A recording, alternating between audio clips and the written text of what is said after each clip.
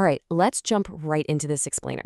Today, we're going to look at how our brains actually calculate risk. And I promise you, it is definitely not the way we think it does. I mean, we love to believe we're these highly logical, calculating creatures, right? Just cleanly weighing the pros and cons of every choice like a supercomputer. But the research we're exploring today, which comes from the groundbreaking work of psychologists Daniel Kahneman and Amos Tversky, proves that human intuition completely, entirely warps mathematical reality. And the crazy part? It happens to all of us, literally every single day. Okay, so put yourself in this exact scenario. Imagine a massive, life-changing inheritance is on the line. $1 million.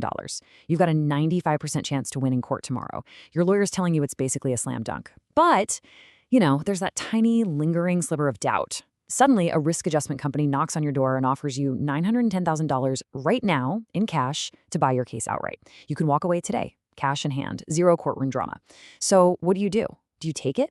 If you're like, well, pretty much most of us, you're probably taking that $910,000 just so you can sleep well tonight. It feels like the smart, safe move. But here's the thing. Mathematically, the expected value of just waiting for the judgment is 95% of $1 million. That's $950,000. So by taking that sure settlement, you are voluntarily throwing away $40,000 in expected value, which begs the question, why on earth do we so happily pay a $40,000 penalty just to avoid a freak 5% chance of losing? To really understand why settling that lawsuit is technically mathematically illogical, we've got to look at something called the expectation principle. This is basically the absolute cornerstone of rational economic theory, famously formalized by absolute geniuses like von Neumann and Morgenstern back in the 1940s. It simply dictates that the psychological value of any gamble should just be the average of its outcomes, each weighted strictly by its probability. Think of it this way. If we were perfectly rational robots, we would evaluate every single risky decision strictly by doing the math. Got a 20% chance to win $1,000 plus a 75% chance to win $100? Boom, that's an expected value of $275. You just multiply the probability by the payout. Super straightforward, right? But human psychology, specifically that fast, intuitive System 1 part of our brains, just completely shatters this rule the second we face extreme probabilities. Let's look at how this plays out. Imagine improving your odds of winning a massive prize from 0 to 5%. That feels like a monumental, qualitative shift. You've gone from absolute zero hope to actually having a chance. Researchers call this the possibility effect. We completely wildly overweight highly unlikely outcomes. But what if you go from a 5% chance to a 10% chance? That just feels like a minor quantitative bump. The mathematical increase is exactly the same, a 5% jump, but our brains process them as two entirely different experiences. And on the flip side, nearing the finish line changes the game all over again. Jumping from a 60% to a 65% chance, no big deal to us, but jumping from 95% to 100%, wow. That creates the certainty effect. We suddenly give outcomes that are almost certain significantly less weight than their actual probability justifies, and that right there is exactly why we would sacrifice $40,000 to settle that lawsuit earlier. That tiny 5% sliver of doubt looming at the very end of the probability scale just causes us disproportionate, blinding anxiety. So the real takeaway here is that when we pay attention to a threat, we worry, and that worry, it is not proportional to the actual math. Take this real study on insect spray, for example. Parents were using a brand causing 15 poisonings per 10,000 bottles. To reduce that risk by 2/3, they said they'd pay $2.38 more. But to eliminate the risk completely, they were willing to pay $8.09 more. That is over 3 times the money just to remove the last third of the risk.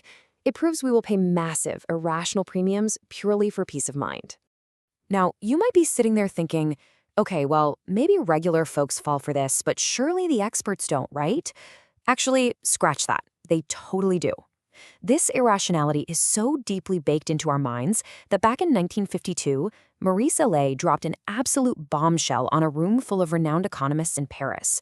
With what we now call Allais' paradox, he proved that even mathematical geniuses, we're talking future Nobel laureates here, violate expected utility theory and fall headfirst for the certainty effect when just picking marbles out of urns. Let's actually look at the data Kahneman and Tversky uncovered to map out this whole psychological quirk. When you track real decisions, you can see how our psychological decision weights depart so sharply from actual mathematical probabilities, especially at the absolute extremes. We simply do not experience odds the way a calculator does. It's like we have a built-in distortion field. What's really genuinely fascinating here is how we drastically overweight rare events. An actual probability of 2%, that doesn't register as a 2 in our brains. Instead, it takes up an 8.1% weight in our minds. That means a rare event is being overweighted by a factor of 4. And this is the exact psychological mechanism that explains why we so eagerly buy lottery tickets, and why we are absolutely terrified of incredibly rare events like, say, shark attacks. Before we reveal the grand unifying theory behind all of this, let's get perfectly clear on 2 key behaviors. Being risk-averse means you prefer a sure thing over a gamble, even if the gamble has an equal or higher expected value, basically playing it safe. Being risk-seeking, on the other hand, means you prefer to roll the dice and take the gamble over accepting the sure thing. Keep these 2 definitions in mind, because our brains instinctively flip-flop between them depending on whether we're looking at potential gains or potential losses. And this brings us to the climactic of our explainer, Kahneman and Tversky's legendary fourfold pattern. This is widely considered one of the absolute core achievements of prospects theory. It neatly, perfectly maps exactly how we distort risk and switch between being risk-averse and risk-seeking across pretty much every major financial and emotional scenario you'll face in life. So let's break this matrix down into real-world behavior. Bottom left is the possibility effect for gains. That is exactly why we buy lottery tickets, just hoping for a miracle. Bottom right is the possibility effect for losses, why we gladly fork over cash for expensive insurance against super rare disasters. Top left is the certainty effect for gains, why we settle that strong lawsuit for less just to lock in a win. But the top right cell, that one was a complete shock to economists. When facing a highly probable loss, people become desperate and wildly risk-seeking. This totally explains why failing businesses will burn through their remaining assets in futile attempts to catch up, rather than just taking a sure, manageable loss. If we apply this back to a civil lawsuit, we see a really fascinating, counterintuitive dynamic. The plaintiff, with a strong 95% chance of winning, they are heavily risk-averse because of the certainty effect. They're terrified of the regret of walking away with nothing, so they want to settle. But the defendant, with a weak case, facing a 95% chance of losing, they're staring down at near certain loss. Driven by that top right quadrant of our matrix, they become incredibly risk-seeking. They want to roll the dice in court. So it creates this wild scenario where the defendant, with the weakest case, surprisingly ends up holding the stronger negotiating hand against a terrified, risk-averse plaintiff. No way, right? Now, making these emotional choices might feel incredibly right and comforting in the heat of the moment, but they are disastrously costly in the long run. Imagine New York City faces 200 quote-unquote frivolous suits a year, each with a tiny 5% chance to cost the city $1 million. Settling all of them for $100,000 just to avoid the risk, that costs the city $20 million. But if they just litigate all of them, accepting the math and naturally losing roughly 10 cases, it only costs $10 million. By paying a premium purely for certainty, an organization would literally double their financial losses over time. And this brilliantly illustrates our core takeaway today, captured perfectly in this quote. They will not cut their losses so long as there is a chance of breaking even. This is risk-seeking in the losses. Our consistent psychological overweighting of improbable outcomes and our desperate emotional refusal to just accept sure losses systematically leads us to inferior outcomes. We are literally letting the illusion of rationality drive us away from mathematical logic. So, I want to leave you with this.